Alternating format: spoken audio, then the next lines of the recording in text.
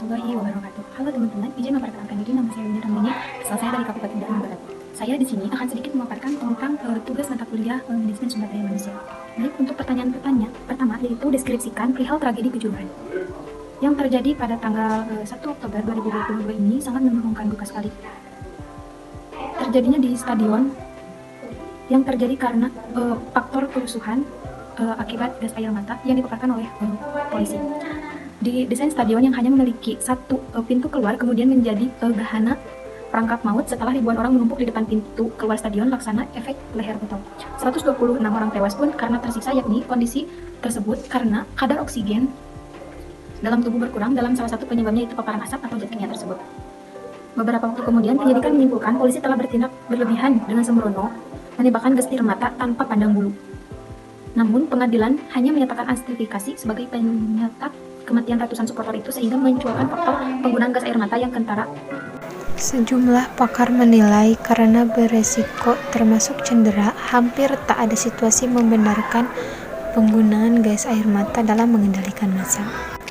Langkah ini ditempuh demi mencegah peristiwa buruk itu terulang kembali. Kemudian hari sehingga semua orang siap berhati-hati dalam bertindak, termasuk dalam memastikan stadion diisi yang tidak melebihi kapasitasnya.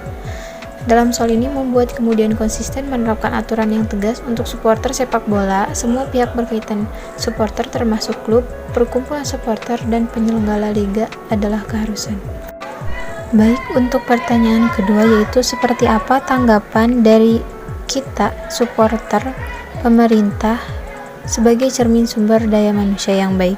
Secara umum, kerusuhan supporter dapat berasal dari individu-individu yang memiliki sikap tidak puas terhadap fenomena tim yang dibelanya. Dalam sudut pandang teori spiral keheningan, ide dan gagasan ketidakpuasan bersumber dari individu yang meluas kepada individu lain yang menjelma sebagai kekuatan kelompok massa melakukan tindakan protes, bentuk ucapan lisan, tulisan, maupun perilaku. Disinilah pentingnya kesadaran massa dalam suatu sepak bola. Menurut Kissler menjelaskan kekuatan kelompok massa dibentuk oleh kesadaran individu secara bersama, membentuk kekuatan dan tekanan untuk memberikan pengaruh hal yang baik.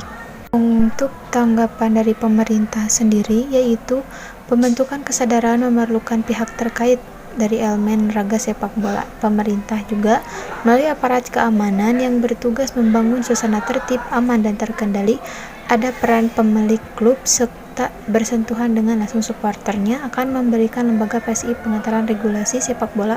Ada peran media yang menyebarkan informasi pun harus bersifat positif, karena semua pihak harus saling bekerja sama dalam membangun suasana kesadaran supporter secara masif agar dunia sepak bola dapat berkembang sebagaimana mestinya.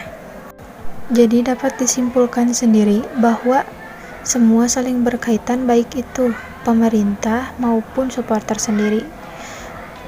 Dalam mengenai kebijakan tersebut, ada pun beberapa undang-undang yang menetapkan hukum HAM sangat diperlukan dalam keterlibatan kasus ini. Untuk pertanyaan ketiga yaitu, apakah pendapat kita sebagai mahasiswa melihat tragedi Kejuruhan tersebut? Baik, untuk demikian, suatu kejadian ini seperti maka demonstrasi yang menghasilkan suatu kericuhan. Untuk menyikapinya, kita ambil beberapa sisi positif. Maka demonstrasi suka menghasilkan suatu perbaikan, suatu dialog konstruksi antara mahasiswa dan pemerintah, dan kita cukup lega bahwa demonstrasi ini berakhir dengan menghasilkan sesuatu yang memang memelihara kerukunan dan kedamaian.